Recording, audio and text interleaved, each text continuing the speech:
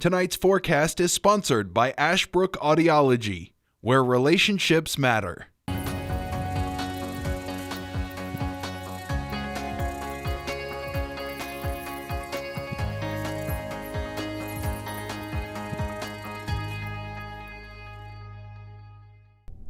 We're glad that you're spending part of your day here with us. We appreciate your time and your company as always. I am Weatherman Dustin Staples.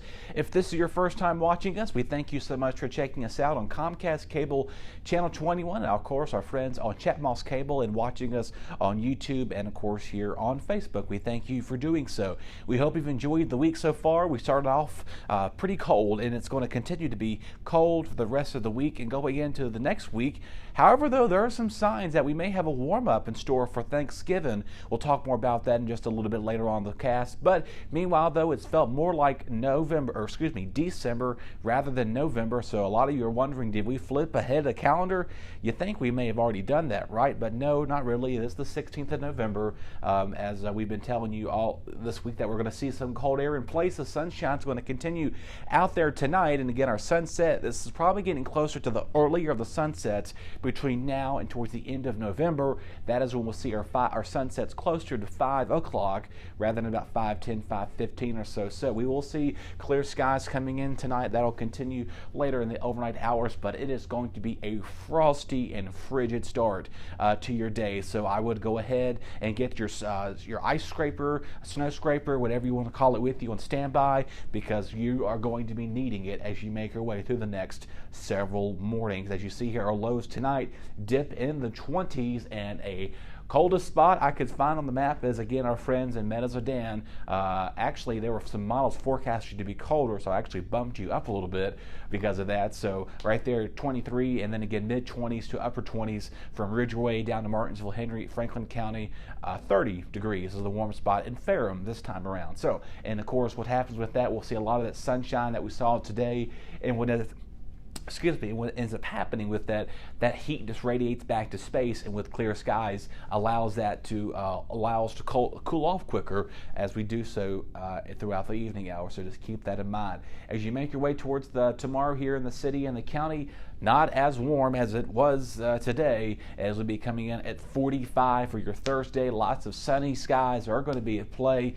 It's going to be a little breezy out there too. We have a northwest breeze coming to effect thanks to high pressure taking over in the north of us. So meanwhile, our friends towards Pennsylvania, New York, and about half the northeast saw snow last night, if not earlier tomorrow morning. They're expected to see some snow of another different system. They had that lake effect snow that goes into effect pretty much anytime where the Great Lakes areas that towards Lake Erie, Huron, Ontario, and Michigan, Erie. I think I've named some of the lakes I've named for you as well. So if you're studying through geography, there's some of your answers for your quiz.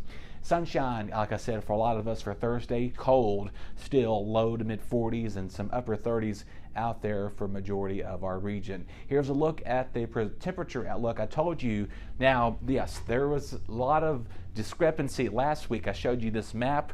Remember the big old blurb of cold air? It's now like, what the heck, Dustin? What happened with that?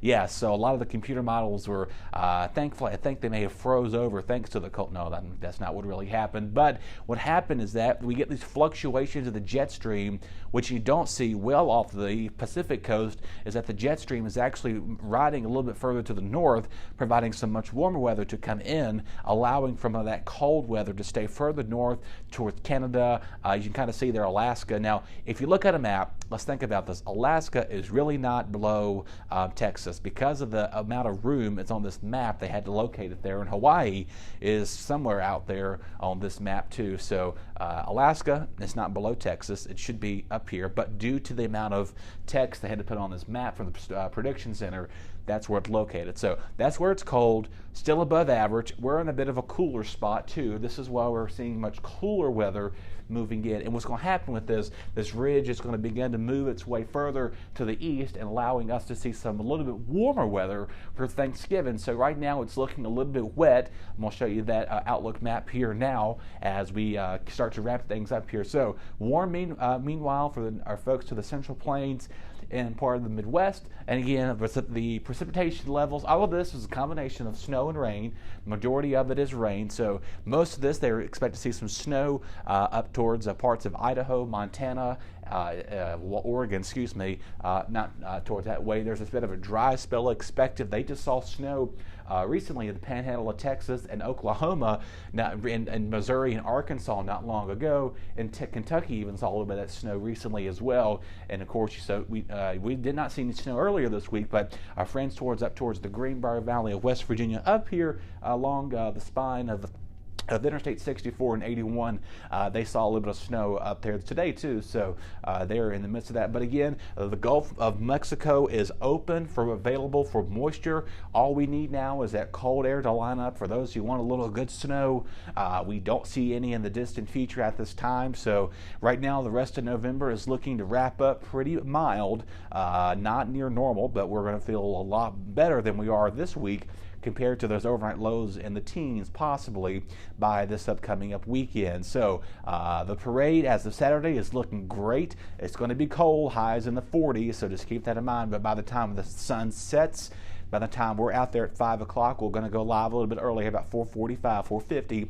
As we'll be doing so this coming Saturday. We'll be set up there at Uptown Martinsville, so be sure to stop by if you want to hang out with us. We'll be out there till the time that starts to the time it ends, and just come by and say hello to us. So we'll be happy to talk with you. And if you see me, give me the weather, man. I'm supposed to get all the complaints, right? You think I'm supposed to control the weather?